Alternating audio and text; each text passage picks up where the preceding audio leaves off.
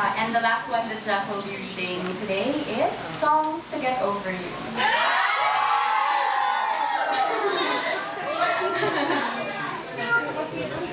It's okay. Okay, relax. If you were in the last live reading that we had, Rachel is still Jill, but Gio was Shinta at the time. And now Jeff is me. Songs to Get Over You. By J.E. Tria.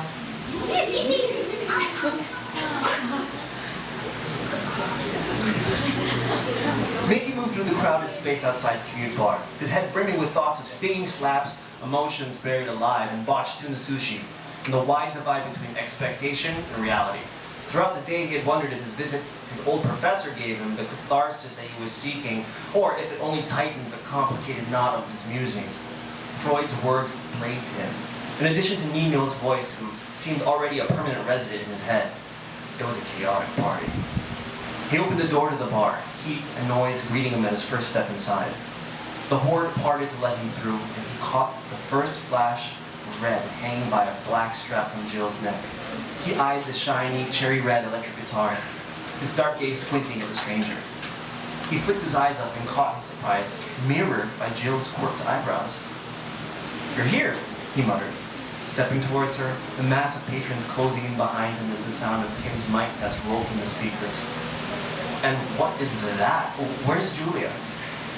Jill heaved out a long breath, stalking Nino's side when he sniggered past her on his way to his drum set. No time for the long story. She told Mickey, her lips curling to a crooked grin. Because you're late.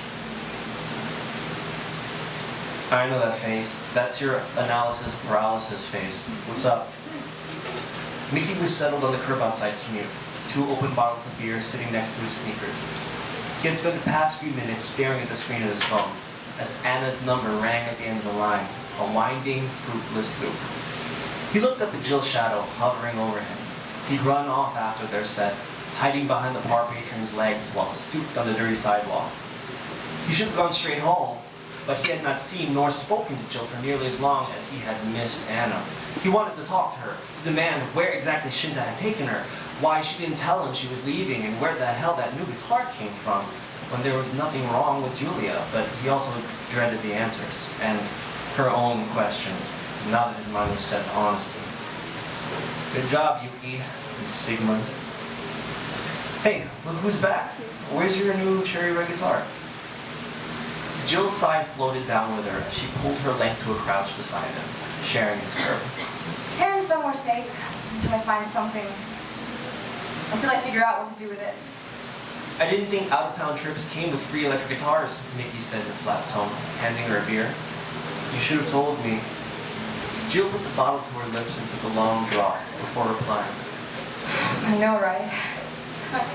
I've told him many times, that's why I'm surprised. So his guess was spot on.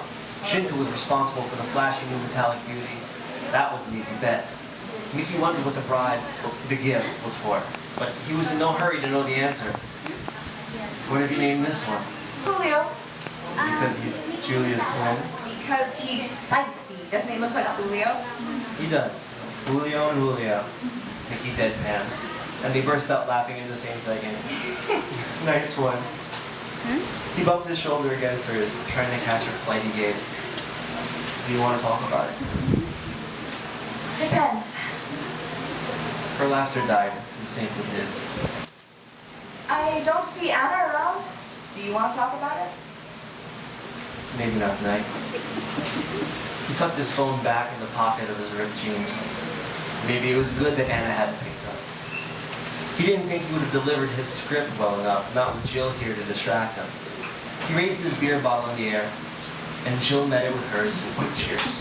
They drank 2 deep glugs in unison. "I hope you're working things out with Shinta," said Mickey, wiping his mouth with the back of his hand. Do you really? "Of course I do." He paused, waiting for the idea to bother him, for the first glitch of a lie. It was slow to come. He gave her a small smile. "It's too soon to have you bawling on my shoulder again. You've stained too many of my shirts. And I told you, I like it when you're happy. Jill smirked before she wet her lips with more alcohol. Because you love me. Yes, Oh, I love you too, you dork. she returned, laughing. I'm in love with you, Jill. Mickey had a glimpse of the ironic glint in her eyes and the amused set of her lips before he leaned in and kissed her. Her lips tasted of apple beer, cold at first touch, but warm and soft as he pressed closer. He could have kissed her for days. He could have held her face in his hands and moved his knees so that his thighs pressed between hers, and it would have made the longest, happiest moment of his life. But Mickey kept his hands to himself, stuffed inside his pockets in tight fists, and he kissed her only for a few seconds, long enough to burn the memory in his head. He pulled away, and there Jill was, staring back at him, her dark eyes wide as full moons. When you say something out loud, it loses its power over you. It's not a secret anymore, no longer a monster growing inside your heart, feeding off the heat of her skin, the weight of her words, of memories, feelings that you had heightened in your head and gave more meaning than what they had in reality. But that was what a confession was supposed to do. How it was supposed to make you feel. Relief and relief. But Mickey felt none of those. He took a deep breath, inched further away from her. That will do. He stood up, sloping in an off angle as he went. He walked off, blood rushing through his head, half of his brain hoping that Jill would call him back. She didn't.